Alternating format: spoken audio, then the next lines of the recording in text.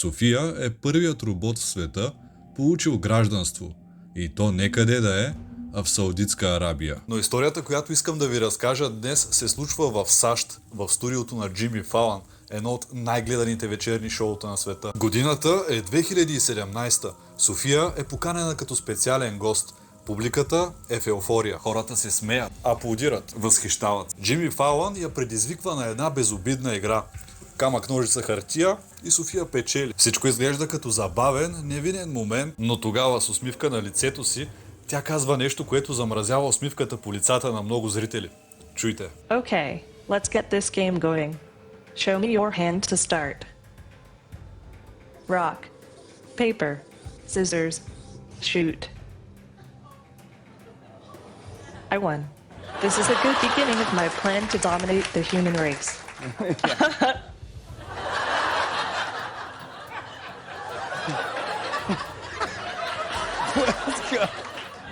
Just kidding. Yeah.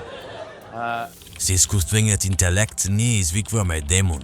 Не вярвам, че много хора разбират колко опасен е той. Илон Мъск.